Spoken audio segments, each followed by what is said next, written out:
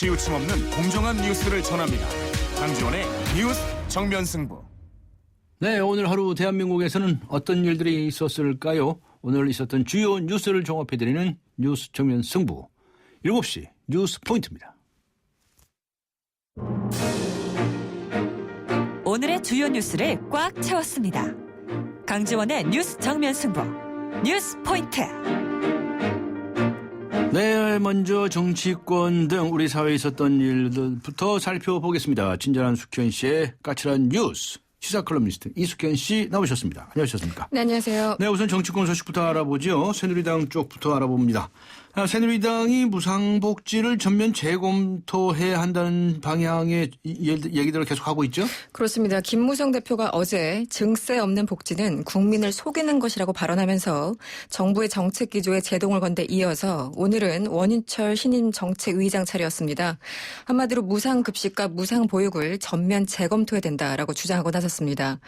현실적으로 증세가 어려우니 복지를 줄이자는 얘기인데요. 사실상 박근혜 대통령 대선 공약이 다시 원점으로 돌아가는 그런 분위기입니다. 오늘 오전에 열린 최고위원과 중진 연석 회의에서도 주로 친이계 의원들을 중심으로 발언이 이어졌습니다. 심재철 의원은 증세냐 복지 조정이냐 이제부터는 공개적으로 논의해야 된다라고 얘기를 했고요. 이재호 의원은 이 담뱃세를 느닷없이 올렸고 또 연말정산으로 2, 3조 원 더 걷었으면 증세인데 정부가 증세한 적이 없다고 말하니 나라가 안 된다면서 가세하고 나섰습니다. 네, 최경환 부총리도 증세는 마지막 수단이다 라고 기존의 정책 기조를 유지한다는 입장을 밝혔죠. 그렇죠. 당과는 조금 다른 것 같습니다. 온도차가 있는데요. 오늘 국회 기획재정위원회에 출석한 최경환 부총리는 증세는 마지막 수단이고 복지 수준에 대한 합의가 먼저 있어야지만 재원 조달 방법을 검토할 수 있다고 밝혔습니다. 이런 발언은 복지 수준을 높일 것인지 낮출 것인지 여기에 대한 사회적 합의가 먼저 있어야만 그 이후에 재원 조달 방안을 논의할 수 있고 또 무엇보다 증세는 마지막 선택지라는 것으로 해석이 됩니다. 또 증세 없는 복지라는 대선 공약이 사실상 파괴됐다는 지적에 대해서는요. 지하경제 양성화나 세출 구조조정을 통해서 최대한 확보하고 있다고 주장했습니다. 네, 그다음에 청와대 이야기죠. 박근혜 대통령이 어제 국무회의에 앞서서 골프를 활성화해야 한다 이렇게 발언하지 않았습니까? 네. 여러 얘기가 나오고 있죠? 네, 두 가지 논란이 있는 것 같습니다. 네. 일단 하나는 세금 문제가 한 축이고요. 또 하나는 공무원에게 골프 금지령을 내린 적이 없다는 취지의 발언이 또 다른 논란의 한 축입니다. 네. 박 대통령은 어제였죠. 이 10월 국내에서 열리는 국제 골프 대회를 계기로 골프 활성화 방안을 마련하라 이렇게 지시를 했습니다. 그러자 옆에 서 있던 최경환 부총리는 국내 골프의 특별 소비세 그리고 개별 소비세가 많아서 해외에 가서 골프를 많이 친다 이렇게 맞장구를 쳤습니다. 한마디로 세금이 너무 높으니까 낮춰야 된다는 취지의 발언으로 해석이 됐습니다. 하지만 오늘 국회에서 관련 질문이 나오자 최 부총리는 세율 인하를 현재로서는 검토하지 않고 있다고 말했습니다. 네. 뭐가 진심인지 좀 헷갈립니다. 이 두 번째는 골프 활성화 관련 발언이 알려지자 좀 뜬금없는 것이 아니냐 이런 지적이 나오고 있습니다. 당장 지난해였죠. 이 청와대 내부에서 골프 활성화가 필요하다 이런 얘기가 나오자 박 대통령은 골프를 치지 말라고 한 적은 없었다. 그런데 골프를 치실 시간들이 있겠느냐 이렇게 반문한 바가 있었습니다. 공무원들 앞으로 계속 좀 헷갈릴 것 같습니다. 또 헷갈린다고요? 네. 알겠습니다. 자, 이번에 야당 소식입니다. 새정치민주연합의 우윤근 원내대표가 오늘 개헌에 관해서 연설을 했어요. 내년 총선에 국민투표를 실시해가지고 개헌을 하자. 네. 이렇게 제안을 한 거죠? 그렇습니다. 오늘 우윤근 원내대표가 교섭단체 대표연설에 나섰습니다. 이달 중 국회 차원의 개헌 논의에 착수를 해서 1년 동안 논의를 한 다음에 내년 총선 때 개헌에 대한 국민투표를 실시하자 이렇게 제안한 겁니다. 우 원내대표는 이런 얘기도 했습니다. 박 대통령은 지난 2012년 11월 6일 집권 이후에 4년 중임제를 포함해서 개헌을 추진해 나가겠다고 약속했다는 점을 상기시키면서 만약 이 공약을 지키기 어렵다면 국민 앞에서 개헌 포기를 용기 있게 선언하라고 압박하기도 했습니다. 또 복지 재원 마련에 대해서 지금 논란이 일고 있는데요. 사회적 대타협 기구를 즉각 국회에 설치해서 국민적인 합의를 도출하자고 촉구하기도 했습니다. 네, 새누리당 쪽의 반응은 어떻게 나왔습니까? 일단 유승민 원내대표가 기자들과 만나서 한 얘기는요. 이 사회적 대타협 기구 설치에 대해서는 하지만 세금과 복지 문제는 여당 안에서도 의견 조율이 필요한 부분이기 때문에 당장 야당이 제안한 특위에 어떤 반응을 내놓기는 힘들다고 말했습니다. 다만 김무성 대표는 개인적으로는 좋다고 생각한다면서 다소 온도차를 보이기도 했습니다. 일단 새누리당 대변인들도 논평에 나섰는데요. 개헌에 대해서는 여전히 시기상조라면서 거부 입장을 확인했습니다. 네.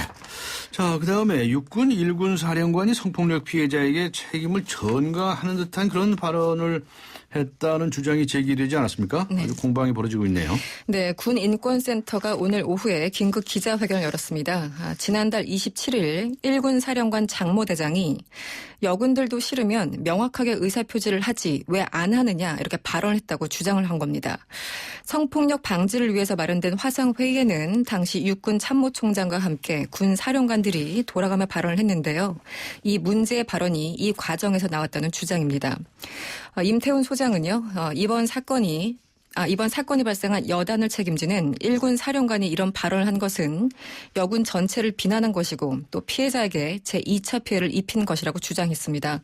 하지만 1군 사령부는 즉각 반박에 나섰습니다. 오늘 입장 발표가 있었는데요. 성폭력 피해자에게 책임을 전가했다는 주장은 사실을 왜곡한 것이라고 말했습니다.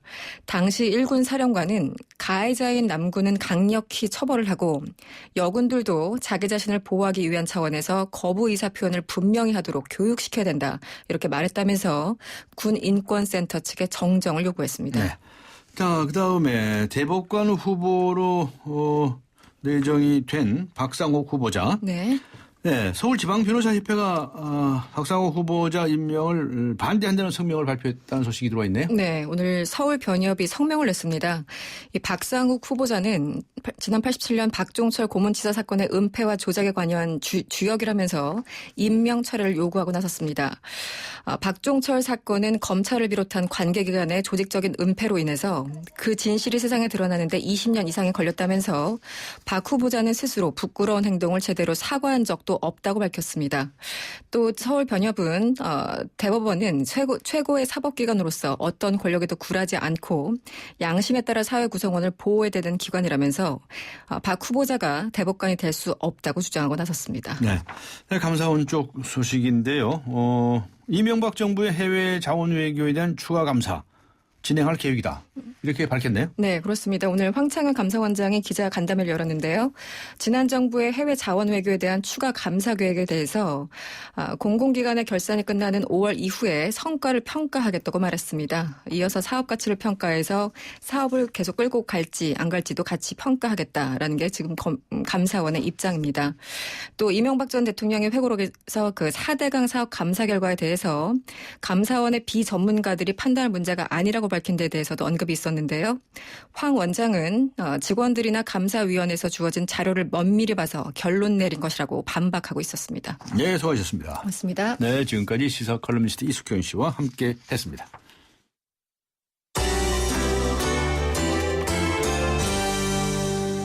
네, 이번에는 경제 소식입니다. 경제포인트 한국일보의 고은경 기자 연결합니다. 안녕하세요. 네, 안녕하세요. 네, 대한민국 국내 30대 그룹의 80% 이상이 네. 현재 경제 상황을 구조적 장기 불황으로 판단하고 있다라고 하는 이런 조사 결과가 나왔다는데요. 자세히 소개해 주시죠. 네, 전국경제인연합회가 오늘 삼성, 현대차, SK, LG 등 그 자산 상위 30대 그룹을 대상으로 2015년 투자 경영 환경 조사를 했는데요. 그 24개 그룹 약 82%가 그 최근 한국 경제 상황에 대해서 구조적 장기 불황이 우려된다고 진단하고 있었습니다. 네. 그 경기 침체가 아니라고 답한 그룹은 한 곳도 없었고요. 일시적 경기 부진이라는 인식을 갖고 있는 그룹도 5곳에 불과했습니다. 또 80% 이상은 경기가 나아지려면 최소 1, 2년은 더 걸릴 것이라고 전망했고요. 예. 그 경제가 올해 중에 회복될 것이라고 전망한 곳은 4곳에 그쳤습니다. 이 30대 그룹들은 불황 국면을 극복하기 위해서 사업 구조조정 등 경영 내실화를 준비하고 있었고요. 투자는 지난해 수준으로 동결하거나 축소할 움직임을 보이고 있습니다. 네. 그리고 대기업에 힘들게 입사를 해서 또 네. 거기서 힘들게 임원이 돼도 네. 55살, 55세를 못 넘긴다. 하라고 하는 그런 그 조사 결과가 나왔다는데 이건 또 무슨 이야기입니까? 예, 사실 그 대기업 임원은 그 직장인들에게는 사실 별에 가깝습니다. 네. 되기가 굉장히 힘든데요. 네. 이 삼성, 현대차 등 국내 10대 그룹 임원을 보니까 평균 5.2년을 제작한 뒤에 54.5세에 퇴임하는 것으로 조사가 됐습니다. 네. 직장인이 32세에 결혼해서 다음 해에 아이를 낳는다고 가정을 해도 자녀가 고등학교 1학년 때 임원이 되고 대학 2학년에서 3학년 때에 퇴임을 하게 되는 셈입니다. 네. 기업 경영 성과 평가 사이트 CEO 스코어가 그 10대 그룹 그 96개 상장사 임원 가운데 지난 연말 연초에 단행된 2015년 정기 인사에서 그 퇴임하고 자사주를 매도한 그 271명을 대상으로 조사한 결과인데요. 네. 그 10대 그룹 중에 그 퇴직 임원 연령이 가장 낮은 곳은 LG로 51.4세였고요. 51세 4세. 네. 그리고 가장 연령이 높은 곳은 현대중공업 17.1세였는데 예. 5.7년이 차이가 났습니다. 그리고 SK가 52.6세로 롯데와 공동 2위였고요. 예. 그다음에 하나, 삼성이 뒤를 이었습니다. 이들 그룹은 퇴직 임원 연령대가 고용노동부에서 밝힌 그 직장인 평균 퇴직 연령과 같거나 낮았는데요. 반대로 현대중공업, 포스코, 현대차, 한진 이런 중공업 관련된 기업들은 상대적으로 퇴직 임원 연령대가 높은 축에 속했습니다. 그렇군요. 자, 그다음에 외환은행과 하나은행이 합병하려고 하고 있지 않습니까? 네. 근데 합병 절차를 6월까지 중단하라라고 하는 서울중앙지방법원의 결정이 나왔다는데요. 이 얘기도 자세히 설명해 주시죠. 네, 그 서울중앙지법은 오늘 외환은행 노조가 그 지난달 19일 일방적인 통합 절차를 중지달라면 가처분 신청을 일부 받아들였습니다. 이에 따라서 법원은 오는 6월 30일까지 외환은행의 본인가 신청 및 합병 승인을 위한 주주총회를 열지 말고 하나금융지주의 합병 승인을 위한 주총 의결권 행사 역시 금지할 것을 명령했습니다. 이 법원의 결정은 외환은행이 하나금융 자회사로 편입된 이후에 5년간 하나은행과 합병하지 않고 독립법인으로 존속한다는 2012년 그 합의서의 구속력이 있다고 판단한 데 따른 겁니다. 그 법원은 최근 상황이 현저한 사정 변경을 이유로 합의서의 구속력이 부인되는 경우가 없다고 판단했고요. 이런 결과가 나오자 그 회사 측은 매우 당혹스러워하는 분위기입니다. 네. 결국 일단은 그 하나외환은행의 예정 합병 기일은 연기가 불가피해졌고요. 앞으로 이 하나외환은행 합병 성패의 핵심 변수는 그 노사 간 대화의 진척에 달리게 됐습니다. 네. 자, 그다음에 서울시가 말이죠. 네. 빈집을 고쳐서 시세 80%의 가격으로 6년간 주택을 임대해주는 프로젝트. 이런 네. 프로젝트를 시행한다고 하는데 이건 또 무슨 이야기입니까? 예, 서울시는 그 6개월 이상 방치된 그 빈집을 어르신, 대학생, 여성에게 시세의 80% 수준으로 최소 6년간 저렴하게 제공하는 빈집 살리기 프로젝트를 올해 처음 시행한다고 밝혔습니다. 시는 사회적 기업이나 주택협동조합, 비영리단체 등 7에서 8개 업체를 선정해서 사업을 위탁하고요. 그 주택당 리모델링 비용의 50%, 최대 2천만 원을 지원할 계획입니다. 네. 시는 올해 그 35개 동을 시작으로 2018년까지 총 185동, 그 1인 가구로 하면 925가구까지 되는데요. 네. 연차적으로 물량을 확대할 예정인데요. 이 입주자는 도시근로자 가구당 월 평균 소득액의 70% 이하인 가구 중 서울에 거주하고요. 가구주와 가구원 모두 소유 주택이 없어야 됩니다. 네. 이미 영국과 일본에서는 이와 유사한 빈집 활용 사업을 적극적으로 추진하고 있다고 합니다. 네. 빈집 활용 사업이로군요. 네. 알겠습니다. 수고하셨습니다. 네. 네. 지금까지 한국일보의 고은경 기자였습니다.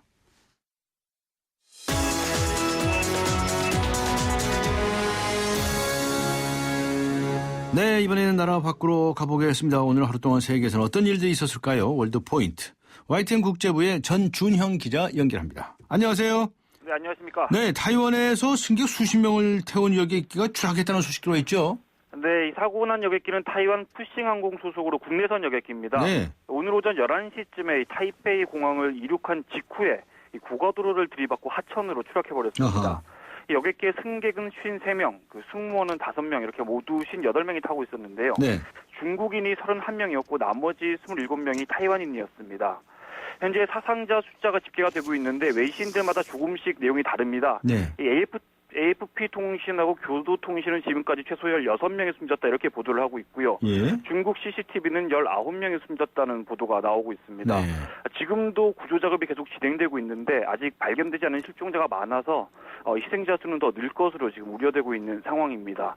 이 사고 원인과 관련해서는요, 이 추락 직전에 기장이 관제탑과 교신을 했다고 합니다. 여기서 엔진 고장이라는 긴급 상황 발생을 알렸다 이런 보도가 나오고 있는데 네. 정확한 거는 이 항공당국의 조사 결과가 나와야 알 수 있을 것 같습니다. 네, 그렇군요. 자, 또 오늘도 이 이슬람 급진 무장 세력 IS 소식 이거 알아보지 않을 수가 없는데요. 네. 일본이 인질 2명을 살해하지 않았습니까? 네네. 결국 또 요르단 조종사까지도 끔찍한 방법으로 살해했다는 소식 들어와 있죠. 네, 그렇습니다. 이 IS 인질로 잡고 있던 요르단 조종사를 산채로 태워 죽이는 이런 끔찍한 장면을 인터넷에 공개했습니다. 네. 이 트위터를 통해서 22분짜리 영상을 공개를 했는데요. 이 영상을 보면 이 IS 조직원들이 이 오렌지색 죄수복을 입은 요르단 조종사를 철창에 가둬놓고 몸에 불을 지르는 모습이 담겨 있습니다. 정말 이 잔인한 화면인데요. 이 살해당한 요르단 조종사는 지난해 12월 달에 이 국제동맹군의 IS 공습에 참가했다가 전투기가 추락하면서 프로로 잡혔습니다. 이후에 이 IS는 최근까지 이 조종사를 이제 살해를 하겠다. 살리고 싶으면 이 여성 테러범 사지다 알리샤이를 풀어달라 이렇게 협박을 했는데요. 네. 여기에 대해서 요르단 정부가 조종사가 살해했다는 증거를 달라 이렇게 다시 요구를 했습니다. IS가 여기에 대해서 아무런 대답도 하지 않고 있다가 갑자기 오늘 새벽에 살해 영상을 공개한 겁니다. 근데 이와 관련해서 이 요르단 국영 TV 보도가 있는데요. 네. 이 요르단 조종사가 이미 한 달 전에 살해가 됐다는 내용입니다. 결국 이 얘기는 IS가 이미 살해한 인질을 미끼로 해서 여성 테러범 석방 협상을 벌였다고 볼 수 있는 겁니다. 네, 그렇다면 이 영상이 이제 한 달 전 거라는 얘기가 되네요. 네네, 그렇습니다. 자, 요르단으로서는 이건 무척 화가 날 일이죠. 네. 곧바로 보복에 들어갔다는 소식도 있죠? 네, 그렇습니다. 이 조종사 살해 영상이 공개된 뒤에 요르단 정부가 이 IS에 대해 복수하겠다 이렇게 다짐을 했는데요. 네. 이 다짐을 실천하는데 고작 몇 시간밖에 걸리지 않았습니다. IS가 석방을 요구한 테러범 이 사지다 알리샤위의 사형을 집행해버린 겁니다. 네. 또 이 알리샤위뿐만 아니라 또 다른 사형 선고를 받은 알카에다 간부 지하드 알 카르볼리에 대한 사형도 함께 집행을 했습니다. 이와 별도로 요르단군은 성명을 통해서 IS에 대해 복수를 하겠다 이렇게 맹세를 하기도 했는데요. IS의 잔혹한 인질 살해에 대해서 요르단 정부가 정면으로 맞대응하고 나서면서 양측 대립이 더욱 격해질 것으로 보입니다. 네. 그런 가운데 미국에서는 이 IS 격퇴를 위해서 지상군을 파견해야 한다라고 하는 네. 이런 주장도 강하게 나오고 있다면서요. 네, 요즘 미국에서 뜨거운 감자가 되고 있는 문제입니다. 네. 이미 척 헤이글 미국 국방장관이 퇴임을 하면서 이 인터뷰를 했습니다. IS 격퇴를 위해서 지상군 파견이 필요하다 이런 언급을 했었는데요. 네. 이번에 이 요르단 조종사 살해되는 영상이 공개되면서 미국에서는 지상군 파견해야 한다는 이런 목소리가 더욱 커지고 있습니다. 일단 버락 오바마 미국 대통령은 이 지상군 파견에 대해서는 반대한다는 입장을 고수하고 있습니다. 하지만 사실 이게 이 오바마 대통령으로서도 고민이 클 수밖에 없는 문제인데요. 예. 이 중동 지역에서 미군이 이렇게 소극적으로 자꾸 행동을 하면 미군의 허약함을 드러낸 것이다 이렇게 간주가 될 수 있기 때문에 문제가 될 수 있습니다. 네. 이렇게 되면 중동뿐 아니라 이 다른 지역에서도요. 이 미국의 존재를 무시하면서 이렇게 군사적인 모험주를 감행하는 무장 세력이 나타날 가능성이 더 커진다고 볼 수 있습니다. 결국 이 요르단 조종사 살해를 계기로 해서 미국에서는 이 지상군 파견을 둘러싼 논란이 더 뜨겁게 달아오를 것으로 예상됩니다. 네, 수고하셨습니다. 감사합니다. 네, 고맙습니다. YTN 국제부의 전준형 기자였습니다.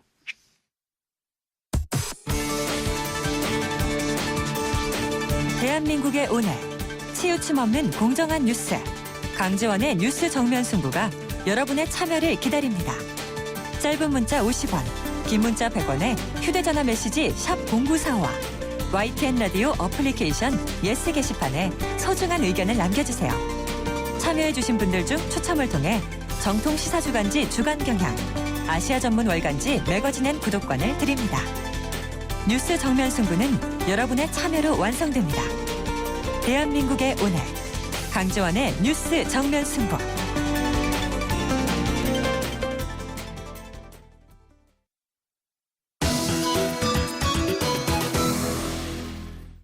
가수 인순희 씨가 지난 2일 국가인권위원회 홍보대사로 위촉되었습니다. 여러분께서 좋아하시는 분이죠? 오늘 정면 인터뷰 가수 인순희 씨 만나봅니다.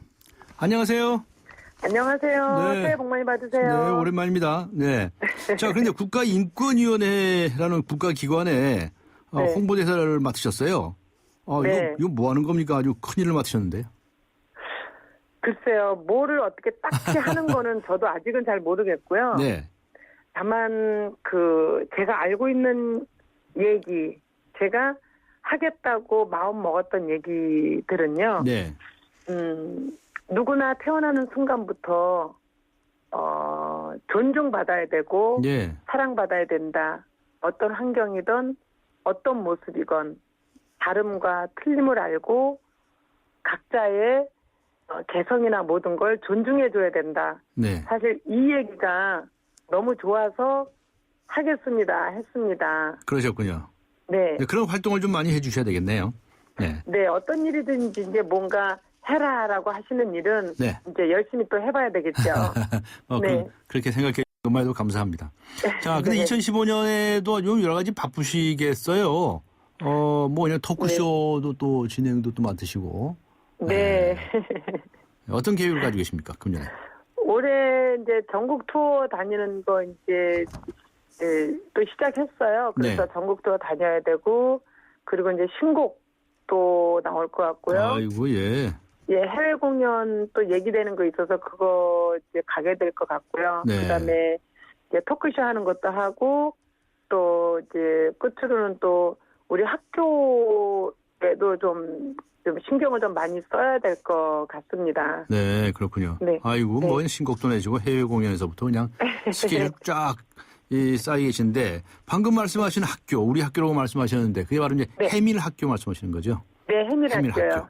이 해밀 네. 학교만이 알려져 있긴 한데요. 좀 네. 간단히 소개를 좀 해 주시겠습니까?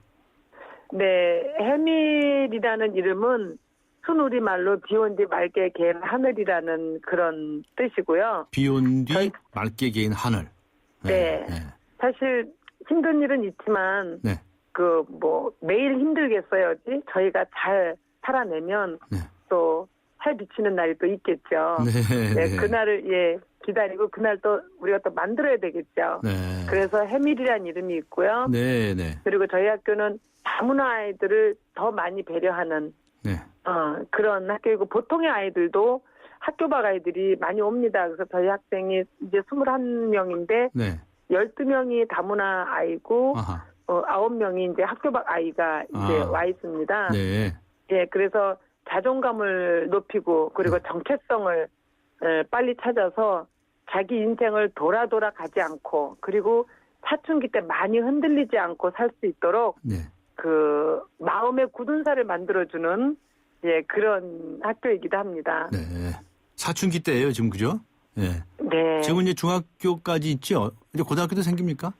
네, 지금 올해가 중3 아이들이 올라가요. 아, 네. 그래서 내년부터는 또 이제 고등학교로 또 올라가요. 그래서 중고 통합이에요. 그렇군요. 네. 네. 그런데 이 학교를 운영을 하시는데 말이죠. 네. 비용을 거의 이게 국가 지원이 하나도 없다는 것처럼 들었는데 맞습니까? 네, 그렇습니다. 그러면 대부분을 다 인순이 씨가 감당하시고 약간의 후원자분들이 계시고 그런 거예요? 네.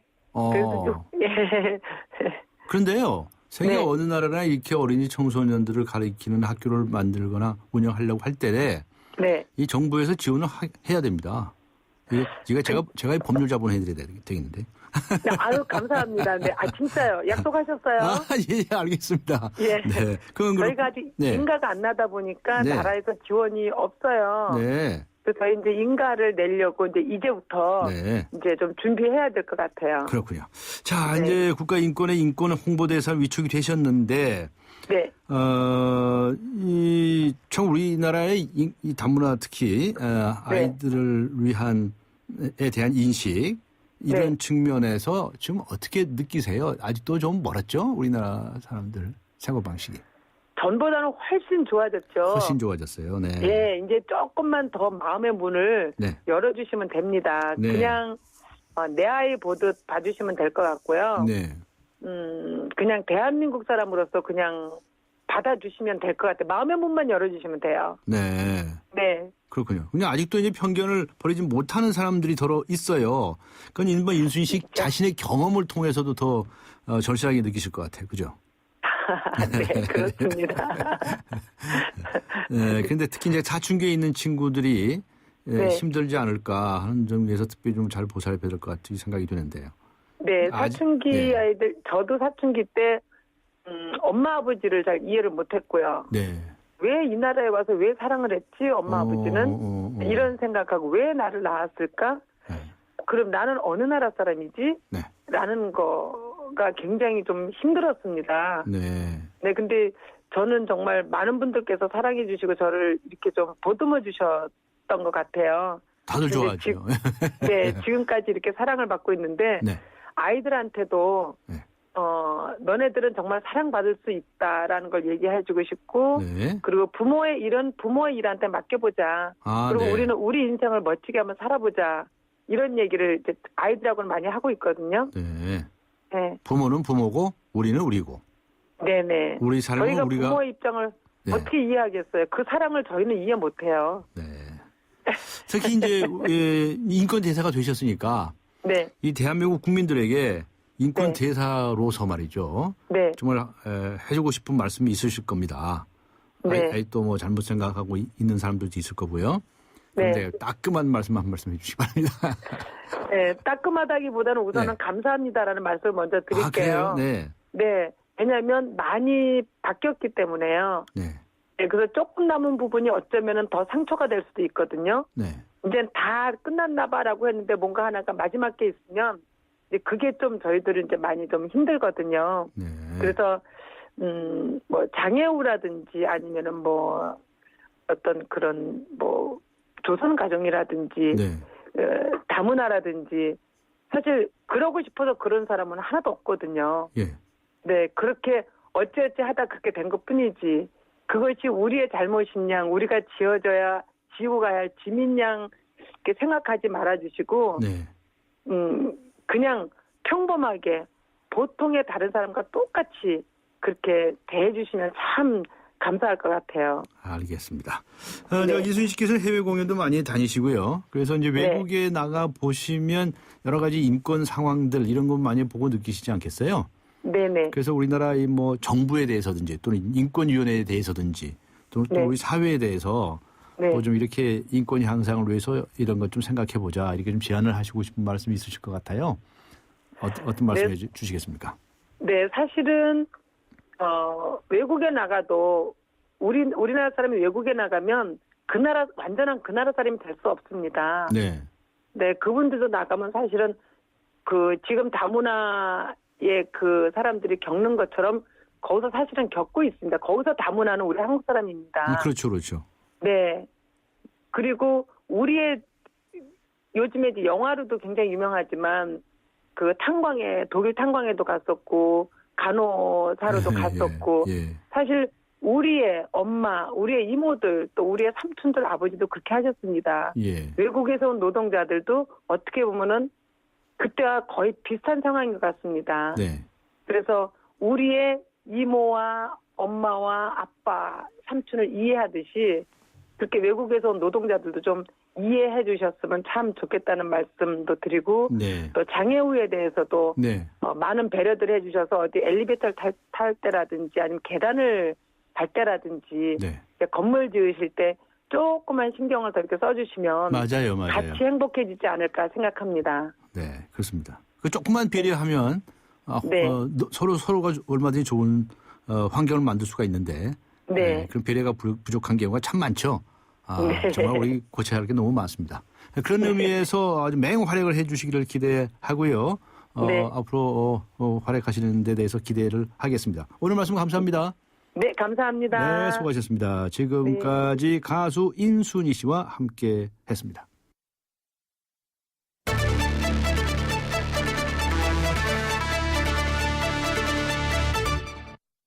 네, 지금 시각은 7시 28분을 가리키고 있습니다. 이 시각 교통 상황 알아보고 가겠습니다. 김미란 캐스터입니다.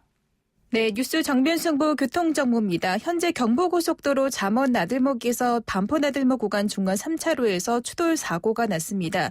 교통량이 많아 지금 한남 나들목 이전부터 정체가 되고 있으니까 안전하게 운전하시기 바랍니다. 자동차 전용 도로에서도 올림픽대로 하남 방면 한강대교에서 동작대교 구간 3차로에서 추돌 사고가 났습니다. 여파로 여의 상류 나들목부터 속도가 내려가 있으니까 참고하시기 바랍니다. 반대 공항 방면 한남대교부터 대교부터 가양대교까지 시속 30km 미만입니다. 나란한 강변북로 일산 쪽으로도 이 반포대교부터 난지 나들목까지 밀리고 있는데요. 반대 구리방면 서강대교부터 잠실대교까지 아직은 서행입니다.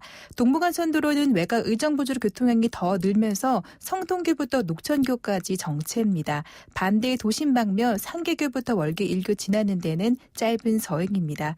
뉴스 정면 승부 교통정보였습니다. 서양 고전음악을 완성시킨 천재 작곡가 악성 베토벤. 그의 음악적 잠재력을 일깨워준 사람은 스승인 크리스티안 네페 선생님이었습니다. 네페 선생님은 지루한 이론과 반복적인 연습을 강요하지 않았습니다. 이탈리아와 프랑스, 독일의 유명한 오페라를 감상할 기회를 마련했고 어린 베토벤이 음악에 대해 더 깊이 느끼고 생각할 수 있도록 이끌었습니다. 가르치는 것이 아니라 깨우치는 교육, 아이들의 잠재력을 활짝 꽃피우는 우리 교육의 희망입니다. 이 캠페인은 I am the key, 눈높이 대교와 함께합니다. 강지원의 뉴스 정면 승부. 네, 오늘의 뉴스 생각하기 주제. 고위공직자들의 골프 금지령 해제로 내수 경기 살아날까요? 하는 주제였죠. 우물정 0945번으로 많은 의견 보내주시기 바랍니다. 짧은 문자 50원, 긴 문자 100원의 유리 문자죠. YTN 라디오 애플리케이션 예스의 게시판을 활용하시면 무료입니다. 추첨을 통해서 정통 시사 주간지 주간 경향 그리고 아시아 지역 전문 월간지이죠. 매거진 N 구독권 보내드리겠습니다. 강지원의 뉴스 정면 승부 4부 들어갑니다. 우리 집 통신 대표 번호 101. TVG를 101로, 인터넷을 101로, 홍보이도 101로, 모두 가입해.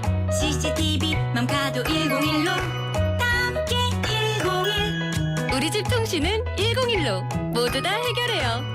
LG U+.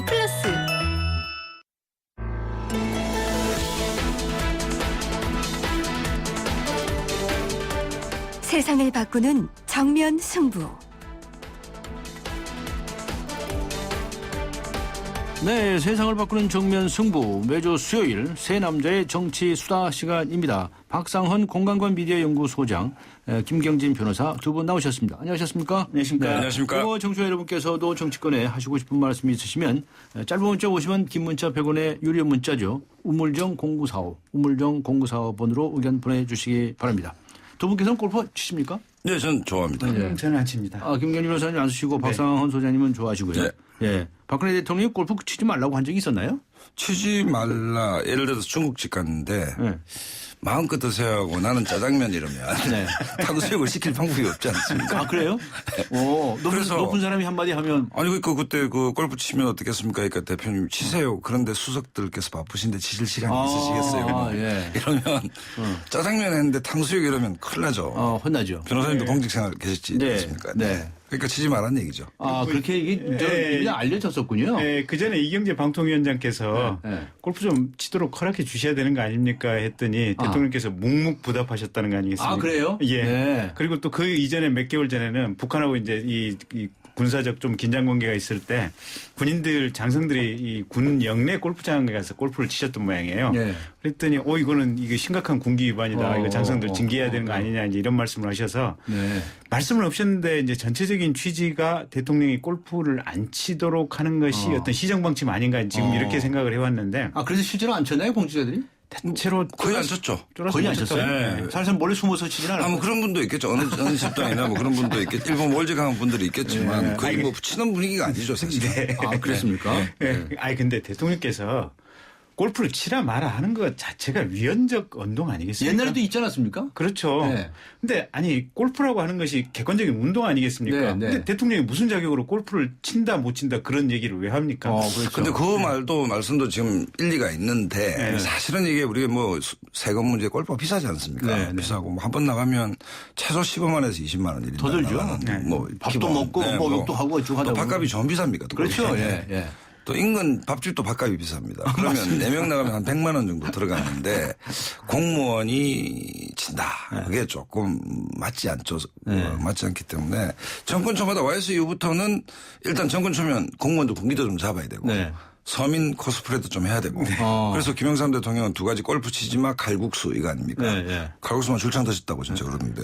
제가 YS가 그때 골프 금지령 내리지 않았어요? 네, 네. 그때 끊었어요. 아. 네, 그때까지 골프 열심히 배워가지고 필드에도 나가고 네. 하다가 그때 마침 하지 말라고 그러더라고. 네. 그래서 얘라 이때 치우자. 아니 근데 그 공무원들이 이제 나가서 골프 치는 게 남의 돈으로 골프 치는 게 지금 문제 아니겠습니까? 그렇죠. 그럼 그거 감사원이라든지 아니면 감찰부서 직원들 보내가지고 그걸 적발하면 그걸로 징계하는 건 몰라도 그걸 다 어떻게 다 직발합니까 그걸? 그러니까 사실상 네. 이게 불가능이긴 하죠. 네. 거기다가 공무원들이 또 본인 이름으로 안 쓰고 이제 친구 이름이라든지 제3자 이름 사용해서 많이 그런 경우도 있었어요. 그래서 지금 법사위에 이제 펜딩돼 계류돼 있는 이른바 김영란법 호칭을 생략해서 변호사님 죄송합니다.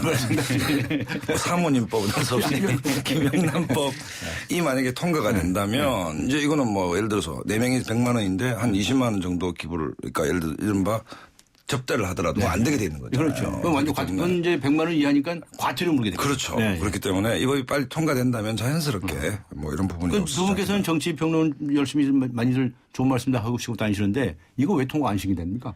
글쎄 말입니다. 경제님 변호사님? 그러니까 제일 지금 우려되는 대목이 이런 것 같아요. 국회의원들에 대해서 출판 기념에 관련된 입법이 아직까지 공식적으로 안 돼 있잖아요. 근데 이 김영란법이 통과되면 출판 기념회에 그냥 돈 봉투가 들어오는데 그 자체를 범죄를 구성하지 않습니까? 네. 그러면 국회의원들이 바로바로 아웃이 되니까 그렇죠. 그 부분을 제일 두려워한 것이 아닌가. 네. 그래서 오히려 뭐 이게 지금 적용 범위가 넓니 좁니 넓혀야 되니 말아야 되니 이런 논란을 만들어가면서 인위적으로 지금 통과를 안 시키는 상황이 아닌가. 그런 그래요? 그렇게까지 의심하세요? 그런 음모론까지 생각 좀 듭니다. 근데 이제 우리가 개혁이라면 남을 바꾸는 거고 혁신이라면 스스로를 바꾸는 거 아닙니까? 그 개혁은 타인이 그 대상을 바꿔주는 거 아닙니까? 근데 법사위는 본인 스스로 본인 머리를 깎아라. 그러니까 그게 쉽지 않겠죠 사실은. 본인의 그 기득권을 내려놓는다는 것이 이론상은 어떨지 모르겠지만 현실적으로 가면 핑계 없는 무덤 없다고 한 수만 가지 핑계가 안 나오겠습니까? 두 분께 한번 여쭤보겠는데요. 이거 결국 통과될 것 같습니까? 안 통과될 것 같습니까? 아니 통과하려고 맘만 먹으면 그냥 통과시키면 됩니다. 안 하잖아요, 그런데. 네.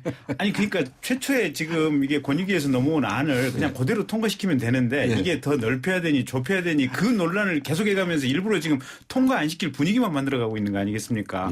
넓히든 좁히든 가부간의 결단을 내려서 통과시키면 되는 문제거든요. 근데 어쨌든 뭐 장강의 뒷물결이 앞물결을 밀어낸다고 시대적 흐름이 있으니까 뭐 어떤 형태든 퍼펙트하지는 않더라도 뭐 통과되지 않겠나 이렇게 봐집니다. 알겠습니다. 하여튼 이 몇 년 동안 이것을 옆에서 지켜보는 사람으로서 정말 힘들구나. 사모님도 힘들어하십니까? 모든 인터뷰를 다 이제 사양하고 안 나타나거든요. 뭐 하루에 뭐 계속 인터뷰 요청이 오는데 다 이제 사양하고 있는데 그러면서도 속으로는 말이죠.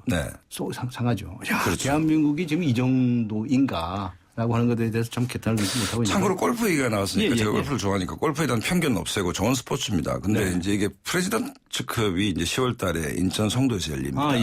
이게 무슨 시합인가 하면 골프팬들 설레게 하는 시합이 두 가지가 있는데 라이더컵이 있고 프레지던트컵이 있는데 라이더컵은 미국 대표와 유럽 대표가 격돌하고 프레지던트컵은 미국 대표와 세계 대표. 가 이제 격돌을 하는데 잘도 아시네요. 이게 160개국에 중계가 되고 5억 명 정도가 시청을 합니다. 그리고 10만 명 정도 갤러리가 오는데 수익금은 전부 기부를 합니다. 근데 골프 선수들은 여기 선발되는 것이 영광이죠. 그다음에 이제 개최국 그 수반이 명예 대회장을 맡게 되는데 아시아에서 처음 열리는 겁니다. 그렇기 때문에 우리 박근혜 대통령이 지금 명예 회장이 대회장이 되는 거죠. 그렇기 때문에 굉장히 큰 시합이고 잘하면 타이거 우즈가 올 수도 있습니다. 그래서 뭐 스포츠 팬들은 좀 관심 깊게 보셔도 좋을 것 같다는 그런데 이 상황에서 저는 우려되는 대목이 지금 최경환 부총리가 국무회의 석상에서 이게 지금 골프 관련된 세금을 좀 감면해 줘야 되는 것이 아니냐 지금 이런 얘기를 했단 말이에요. 그런데 오늘은 또 그건 사실이 아니다라고 얘기를 하고 있어서 결국은 아마 이게 정부 내에서도 지금 자체 혼선도 있고 최경환 부총리 본인도 지금 갈팡질팡하고 있는 상황인데 기실 본인의 내심은 지금 아마 골프장 업주들의 뭔가 부탁 청탁이 좀 있었던 것 같아요. 그러니까 수도권 주변의 골프장은 영업에 별 문제가 없는데 지방에 멀리 떨어진 지방의 골프장들은 요새 조금 적자에 시달리는 좀 어렵습니까? 일부 좀 생기고 있거든요. 그러니까 전국의 골프장이 워낙 난립하다 보니까 지금 이런 상황들이거든요. 그러니까 7, 8년 전까지만 해도 부킹하는 게 정말 있었지 않습니까? 네. 근데 요새는 부킹 문제는 없습니다. 워낙 많이 생겨서. 네. 그래서 오히려 경영이 어려운 골프장이 생겼는데 그것 때문에 지금 세금을 좀 이렇게 개별 소비세나 특별 소비세를 좀 깎아주라라는 얘기를 어제 대통령한테 이제 석상에서 뭐 이렇게 얘기를 하셨는데 네. 그게 진위였다고 한다면 정말로 이 정부 좀 문제가 있는 것이 아닌가. 아니 담배값은 2,000원에서 4,000원으로 쑥쑥 올려서 이 서민들 담배 피는 것도 힘들게 하면서 예. 골프 치는 분들은 그렇게 쉽게 깎아지면 그건 좀 생각에 어떤 철학의 문제가 있는 것이 아닌가 그런 생각이 들어요. 그래 정책 기조에서 좀 지금 갑자기 뭐 개별 소비세 인하하는 게 좀 문제가 스텝이 안 맞지 않습니까 지금 안 맞는 부분이 있는데 제가 미국 갔을 때 노 부부가 아주 싼 퍼블릭에서 몇만 원 내고 치는 모습도 봤거든요. 그러니까 퍼블릭 코스에 뭐 싸니까. 그러니까 이게 고비용 구조가 아무리 싸도 10만 원 이상 올라가는 게 사실 세금 때문입니다. 그렇다고 보는데 그다음에 봄이나 여름에 인천공항 가보면 골프 참여가 대거 나가지 않습니까? 그다음에 골프 해외 더 싸게 이제 비용이 그다음에 종사자가 45만 명 정도 된다고 그래요. 캐디 우리 하시는 분들 포함해서 그렇기 때문에 이 문제는 좀 팔랑기처럼 너무 트렌디하게 보지 말고 원칙을 갖고 하면 될 것 같다 이런 생각이 듭니다. 알겠습니다. 두 분 여기 의견 다소 다르신데요. 다른 기회에 또 토론하도록 하겠습니다. 자, 여당 얘기 좀 들어봐야 되겠습니다. 이제 유승민 신임 원내대표가 당선된 것이 이게 참 여러 가지 상징적인 의미가 있다고들 보신 분들이 많은 것 같아요. 그렇습니까, 실제로? 새누리당이 어쨌든 지금 야당은 여러 가지 지금 어려움에 처해 있지만 새누리당이 이제 보수 진영에서는 유일한 정당 아닙니까? 그다음에 뭐 이름은 바꿔 좀 꽤 오래 지금 가고 있습니다. 그렇다고 본다면 새누리당의 역동성이 확실히 좀 있다라는 긍정적 측면이 좀 봐줘야 될 것 같아요. 왜냐하면 이게 탑다운 형식으로 과거 정권 보면 청와대의 지시에 의해서 거의 가는데 박근혜 정부 들어서는 이른바 청와대의 의중이 실렸다라고 판단된 후보가 다졌지 않습니까? 네. 그 국회의장 선거 때도 졌고 그렇죠. 김무성 대표 뽑을 때도 졌고 원내대표 뽑을 때도 그렇죠. 졌으니까. 네. 역동성이 있다고 보는 것이고 또 하나는 뭐냐면 어제 김무성 대표나 유승민 대표가 똑같은 얘기를 하는 게 위기. 당이 위기라는 얘기죠. 네. 그다음에 이제 김무성의 파트너라는 얘기는 대등한 관계 아닙니까? 네. 주종 관계는 아니지 않습니까? 예, 예. 그렇다고 본다면 어쨌든 청와대와 당이 한 몸이라고 보면 위기다. 위기였을 때 지시와 집행의 구조로서는 내년 총선 대선이 힘들다라고 본다면 대등한 관계를 복원하고 그다음에 뭐 개헌이라든지 증세 문제라든지 이 문제에 대해서 금기시화돼 있었는데 이걸 풀면서 당의 다이나믹스를 좀 회복하겠다. 그게 의원들의 뭐 의중이 좀 반영된 게 아닌가 뭐 이렇게 정리할 수 있겠습니다. 역동성이 있는 모습이다. 그렇죠. 그러니까 긍정적으로 보시는.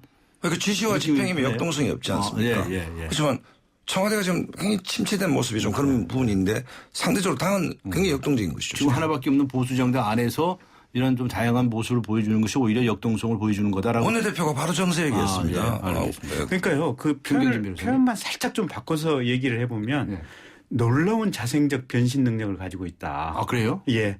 그러니까 뭐냐면 이거 뭐 칭찬하시는 겁니까? 뭐 하시는 겁니까? 야당하고 비교를 합니다. 상당한 때 이 생존 능력을 가지고 있는 건 분명한 것 같아요. 그러니까 가령 박근혜 대통령이 이제 이게 당이 이제 한나라당이 어려웠던 시절에 결국은 이 비대위를 구성하면서 어떤 진보적인 인사 특히 뭐 이준석 같은 젊은 사람들 이렇게 데려다가 이 진보적인 어떤 인물 구성을 만들어내고 거기다 아젠다도 경제 민주화 아젠다라든지 복지 아젠다 그러니까 급진적인 어떻게 보면 이 옛날 민노당 시절부터 주장했던 그 내용까지 가져다가 지금 이 그렇죠. 박근혜 정부의 아젠다를 만들어버렸지 않습니까? 그런데 지금 이번에 유승민 원내대표 선출하는 과정 봐도 박근혜 대통령은 철저하게 지금 본인 의중대로 당을 장악해서 가려고 하는데 당 내부에서 자발적으로 지금 반란을 일으켰고 박근혜 대통령의 뜻대로 갈 수 없다라는 것을 분명히 했고 그다음에 이제 경제 정책 특히 이제 세정 정책과 관련해 가지고도 대통령 뜻과 뜻으로 가면 결국 국민들과 충돌할 수밖에 없기 때문에 국민들의 눈높이에 맞춰 가겠다라는 점을 분명히 한 것 같아요. 그러니까 이 변신의 과정이 정말로 내년 선거를 대비한 어떤 본능적인 어떤 유전자 태생적인 어떤 이 생존 능력을 가졌다 이렇게 평가할 수 있는 것 같습니다. 그 중요한 말씀을 하셨는데 아젠다 말씀을 하셨는데 딕 모리스라는 사람이 있습니다. 이 사람이 아칸소 시골 사람 빌 클린턴을 대통령으로 만든 1급 참모거든요. 이 사람이 전 신군주론이라는 책이 있는데 여기서 유명한 얘기를 합니다. 이미지보다는 이슈가 중요하고 이슈보다 아젠다가 중요하다. 그러니까 지금 보면 복지논쟁 시즌2인데 슬그머니 정세 문제 새누리당 이니시티브를 잡았습니다. 그러니까요. 그렇게 보면 야당은 지금 뭐 저질이니 뭐 혐오스러운 얘기하고 있는데 그렇다고 뭐 의제 전략에서 새누리당이 앞질러 가고 있는 것이죠. 그러니까 여태까지 야당이 주장하던 의제를 새누리당이 가져다가 쓰면서 이제 새누리당 의제가 돼버린 거예요. 그렇죠. 그러면서 국민들이 바라는 바를 새누리당이 주도해서 간다. 이 지금 상황이 돼버리니까 참 묘한 상황이 된 겁니다. 묘한 상황이다. 예. 자, 그러면 친박하고 비박 사이는 어떨 것 같습니까? 이 사이에서 갈등의 모습은 보이지 않겠습니까? 근데 그게 이제 굉장히 청와대가 지금 근본적으로 좀 한번 복귀를 해봐야 될 장면이 2005년도로 우리가 타임머신을 타고 싹 지나가면 2005년? 예. 박근혜 대통령이 비대위원장 천막당사 시절입니다. 그러니까 박근혜 대통령이 정치적으로 한번 업그레이드되는 결정적 정치적 계기가 됐는데 누란의 위기에 당을 구한 거죠. 이른바 잔다르크라 했습니다. 박다르크라 했는데 그런 얘기가 있었죠. 그 당시 사무총장이 지금 현재 김무성 대표고 비서실장이 유승민 의원입니다. 아, 네. 그렇다고 본다면 집권 2년 동안 청와대가 대통령을 모시면서 정무 기능이 자꾸 뺄셈의 정치를 했다는 것이죠. 다 친박 뭐 박씨가 많지 않습니까? 네. 그렇다고 본다면 국정운영의 동력은 국민 지지 플러스 당의 뒷받침인데 지금부터라도 청와대가 다 두 분 다 박근혜 대통령과 깊은 인연이 있는 분들인데 자꾸 우리가 흥정은 붙이고 싸움은 말리를 한다고 자꾸 나쁜 보고서 안 좋은 보고서가 들어간 것보다는 좀 대통령이 리더십을 발휘해서 이분들을 안고 판을 좀 키우는 이른바 정치력의 복원이 청와대에서 가장 절실히 필요하다. 뭐 이런 지적들이 그럼 있습니다. 어떻게 됩니까? 또다시 또 무슨 천박 당선 만들어야 됩니까? 그러니까 천막 청와대를 만들어야 됩니다. 네. 그 두 가지 관점에서 보시면 될 것 같아요. 기본적으로 박근혜 정부가 전폭적으로 망해버렸다. 그러니까 정치를 정말 잘 못해서 국민들의 민심을 100% 돌리는 이 상황으로 간다. 이러면 유승민, 김무성조가 아무리 뭘 잘하고 싶어도 결국은 차기에 총선에 승리하거나 아니면 대선에서 집권하는 게 불가능한 상황으로 갑니다. 네. 그러니까 어떤 상황이든지 간에 박근혜 정부의 성공을 위해서 갈 수밖에 없다. 네. 근데 다만 성공을 위해서 가는 길이 어떤 방식이냐. 이 노선을 가지고 지금 이제 싸우는 이런 형태로 가는 것 같고요. 두 번째 하나 주목해 봐야 될 것이 박근혜 대통령의 자존심이랄까 마음의 태도랄까 자세 이런 게 어떤 식으로 발휘가 되느냐. 네. 그러니까 가령 이제 유승민 지금 원내대표가 선출됐는데 뭔가 이 정책 변화를 이 노선 변화를 지금 강력하게 예고를 하고 있지 않습니까? 예. 그럼 본인이 마음을 비우고 쿨하게 어느 정도 따라갈 수 있다. 아니면 여기랑 대화와 협상을 통해서 의견 조정을 해갈 수 있다. 이런 자세로 간다면 어떤 당내의 어떤 갈등과 충격이 많이 줄어들겠죠. 근데 참을 수 없다. 나한테 반기를 드는 사람이 자리를 잡고 앉아 있는데 저거 어떻게든지 좀 내 뜻대로 끌고 가도록 뭐 경우에 따라서는 필요하면 충돌하고 싸워야겠다. 이 전투 모드로 가게 된다면 끝없는 충돌로 가게 될 것이다. 그래서 결국 공통적 이해관계 하에 있는 어떤 공동 운명체이기는 하지만 박근혜 대통령이 어떤 마음 자세를 가지고 가느냐에 의해서 좌우될 공산이 크다. 야당 얘기도 좀 같이 좀 해주세요. 야당에서는 전당대회 앞두고 있는데 같이 얘기 좀 해주세요. 야당 저도 그 뭐 종편에서 토론을 봤습니다. 늦게까지 봤는데 저는 뭐 이른바 보수 평론가라고 불리는데 정말 입에서 욕이 나왔습니다. 야당의 처지가 뭐 우리가 새는 좌우 양쪽 날개로 나는데 집권당이 어쨌든 역동성을 좀 보여주고 있고 그다음에 정책 논쟁을 하고 있지 않습니까? 대통령과 당이 정세냐 아니냐. 오늘 최경환 부총리도 나와서 그러면 여기도 최소한 비슷하게는 가야 되는데 저질, 혐오, 뭐 룰이 그러니까 저는 시합 전에 시합하다 말고 권투 시합하다 말고 내려와서 심판하고 룰 협의하는 것도 처음 보고 어쨌든 누가 되든 간에 이 후유증이 좀 심각할 것 같다라는 생각이 들어서 정말 걱정스럽습니다. 그러니까 야당이 이번 전당대회에 있어서 결정적으로 지금 패착을 둔 게 이 비노 쪽에서 당원들 위주의 경선으로 이 룰을 짰었거든요. 당원들 위주로. 네. 근데 그게 결정적인 패착인 것 같아요. 국민 참여를 시켜야만 당에 대해서 국민들의 애정이 형성이 되면서 그 과정에서 이 어떤 전당대회에 뜨거운 열기가 생겨나는데 국민들을 전혀 참여시키지 않다 보니까 뜨거운 열기가 생겨날 기제를 아예 없어버렸다. 국민들을 많이 참여시키면 어느 쪽이 더 유리한 거로 돼 있죠? 통상적으로 생각하기는 친노 쪽이 유리하다라고 생각을 하는데 과연 그게 맞는 얘기인지도 모르겠고 그리고 친노가 유리하다고 해서 결국은 당 전체의 어떤 이 파일을 키우는 이 작업을 안 한다고 한다면 그게 과연 좋은 전략이었을까? 그러니까 룰이라는 것이 새누리당 전당대회 보면 뭐 서청원 의원이 주류였고 김무성 대표가 비주류였지만 김무성 대표 이겼지 않습니까? 그 룰은 단순합니다. 2대 3대 3대 2. 양심 50% 민심 50%. 룰은 정답이 없는 것이거든요. 그렇지 않습니까? 뭐가 옳고 그러고의 문제는 아닌데 야당 전당대회 수를 보면 매번 거의 바뀝니다. 그다음에 오늘 방송 들어오기 전에 제가 조선 전문가들하고 매번 통화를 해보니까 우리가 1번, 2번, 3번 누굴 지지하냐. 1번, 2번, 3번 혹은 4번 지지하는 후보가 없다.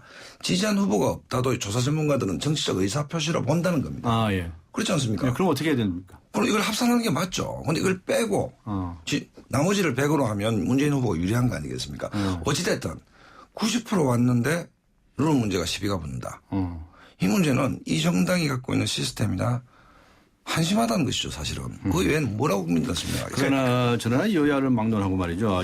여당 쪽에서 지금 친박 비방 얘기를 하셨고 이제 지금 이 또 야당의 경우에 친노 뭐 비노라고 그러나요? 뭐 그런 얘기를 하셨는데 대한민국 국민들은 언제까지 이런 꼴을 보고 살아야 됩니까? 그러니까요. 네? 그런데 이걸 또 다 알아야 됩니까 이거? 근데 미국에 예를 들면 공화당에서 누구파 민주당에서 오바마파 비오바마파 뭐 이런 게 있습니까? 뭐 있죠. 있기는. 아니지. 그렇게 팔 나누고 나눠 셉니까? 그건 무슨 정책 가지고 찬성하는 게 있고 반대하는 게 있을지 모르지. 예. 당 안에서도. 그래서요. 어디 세상에 이런 나라가 있습니까? 그러니까요. 네. 그래서 이제 어차피 지금 지난번에 헌법재판소에서 선거구 문제에 대해서 위헌 결정 내려서 지금 선거법 개정을 해야 되지 않습니까? 예. 그래서 갑자기 선거구제를 중대선거구로 좀 갔으면 어떨까 싶어요. 이 소선거구제 시스템으로 가다 보니까 이 양당제 구도로 가고 이 각 당 안에서 뭐 친박, 비박 또 친노, 비노 이런 형태들이 생겨나거든요. 다당제가 가능할 수 있도록 중대선거구제로 가게 된다면 그게 북유럽 국가들이 자연스럽게 지금 연정을 하는 그 시스템 아니겠습니까? 네. 그래서 그게 훨씬 좀 뭐랄까 민의를 정확하게 반영할 수도 있고 이러는데 문제는 각 당에서 공이 영남, 호남 각 당의 이 지역 패권주의들이 그걸 절대 용납하지 않는다는 게 문제죠. 그건 놀라고 그럴까요?